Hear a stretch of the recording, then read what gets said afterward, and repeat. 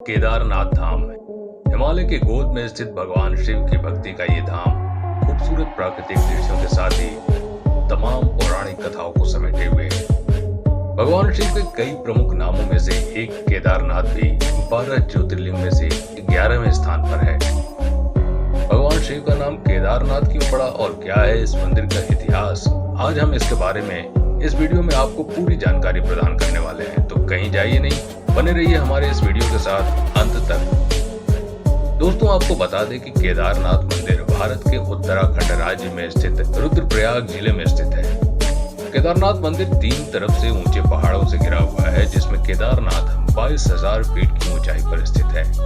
मंदिर समुद्र तल से करीब 3,584 मीटर की ऊंचाई पर है, जिसे 6 फुट ऊंचे चबूतरे पर बनाया गया है। केदारनाथ मंदिर की लंबाई 187 फुट है और चौड़ाई 80 फुट और ऊंचाई 85 फुट है, जिसकी दीवारें 12 फुट मोटी हैं और इसे कलचूरी पत्थरों से बेहद मजबूती के साथ बनाया गया है। इस मंदिर में हैरान कर देने वाली बात यह है कि कैसे इतने भारी पत्थरों को इतनी ऊंचाई पर ले जाने के बाद इन्हें तराश कर मंदिर का ढांचा तैयार की गई होगी। जानकारों का मानना है कि पत्थरों को एक दूसरे से जोड़ने के लिए इंटरलॉकिंग जैसे तकनीक का इस्तेमाल किया गया होगा, क्योंकि इस तरह की तकनीक ही मंदिर को बीचों बीच खड़े होने में कायम रखती है, जो कि आज भी खड़ा हुआ है। केदारनाथ न केवल पहाड़ बल्कि 5 नदियों का संगम भी है, जिसमें सरस्वती, स्वर्णगौरी, क्षीरगंगा, मंदाकिनी और मधुगंगा शामिल है।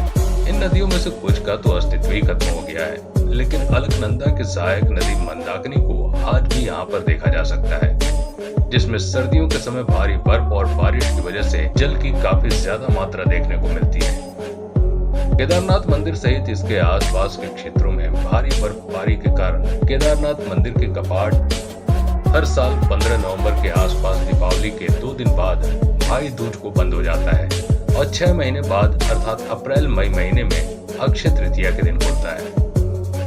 इतने दिनों तक केदारनाथ मंदिर में स्थापित भगवान शिव को उत्सव डोली को ओखी मठ में लाया जाता है और वहीं पर भगवान शिव की पूजा अर्चना की जाती है।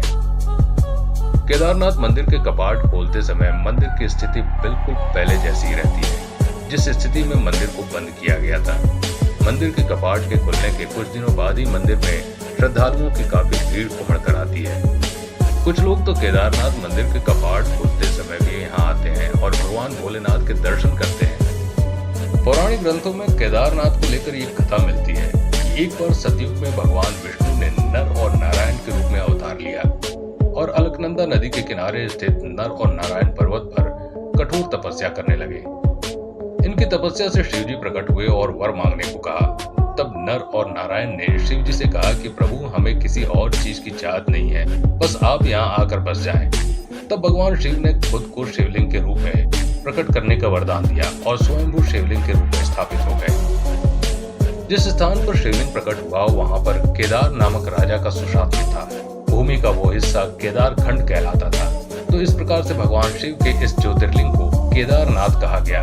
शिव पुराण में केदारनाथ की पावन भूमि की महिमा के बारे में बताया गया है कि जो भी भक्त यहाँ पर मृत्यु को प्राप्त करता है उसके लिए सीधे मोक्ष के द्वार खुलते हैं और सीधा शिवलोक में स्थान मिलता है। बताया जाता है कि द्वापर युग में सबसे पहले पांडवों ने इस मंदिर की खोज की थी।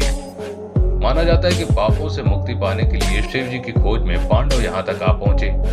मान्यता है कि पांडवों के वंशज जन्मेजय ने मंदिर की सबसे पहले आधारशिला रखी थी।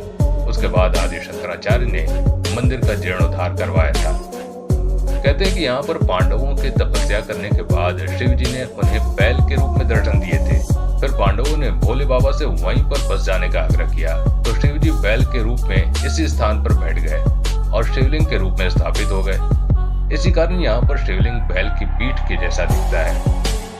आपको बता दें कि केदारनाथ मंदिर की स्थापना होने के बाद से हिमालय की चोटी का नाम केदारनाथ रख दिया गया। भगवान शिव के 12 ज्योतिर्लिंगों में से सबसे ऊंचा मंदिर केदारनाथ मंदिर ही है। जब आप इस मंदिर में प्रवेश करते हैं तब मंदिर में पहले हॉल में ही 5 पांडव भाई भगवान श्री कृष्ण, शिव, नदी और वीरभद्र के वाहन की प्रतिमा स्थित है, जिन्हें यहाँ पर देखा जा सकता है। इतना ही नहीं, मंदिर के सामने एक छोटा स्तंभ भी है जिस पर माता पार्वती और 5 पांडव राजकुमारों के चित्र का वर्णन किया गया है। ये केदारनाथ मंदिर 3 तरफ से ऊंचे ऊंचे पर्वतों से घिरा हुआ है। केदारनाथ मंदिर के एक तरफ केदारनाथ पर्वत, जिसकी ऊंचाई लगभग 22,000 फीट है। इसके दूसरी तरफ भरत कुंड है, जिसकी ऊंचाई लगभग 22,700 फीट है, और इसके तीसरी तरफ खर्चकुंड पर्वत है, जिसकी ऊंचाई लगभग 21,600 फीट है। दोस्तों, जैसा कि हम सभी जानते हैं कि वर्ष 2013 में केदारनाथ में बहुत ही भयंकर बाढ़ आई थी, जिसके कारण वहां पर सभी श्रद्धालुओं की मौत हो गई थी। 2013 के दौरान मंदिर के आसपास के अन्य सभी क्षेत्रों को काफी ज्यादा क्षति हुई, परंतु मंदिर की संरचना में किसी भी प्रकार का कोई क्षति देखने को नहीं मिला। इस घटना के बाद मंदिर को लगभग 1 वर्ष तक के लिए बंद कर दिया गया, लेकिन दोबारा से आज यहाँ पर भक्तों का तांता लगा हुआ है और दर्शन के लिए हर साल यहाँ लाखों भक्त आते हैं। तो दोस्तों, आपको आज का हमारा ये वीडियो कैसा लगा, हमें कमेंट करके जरूर बताएं।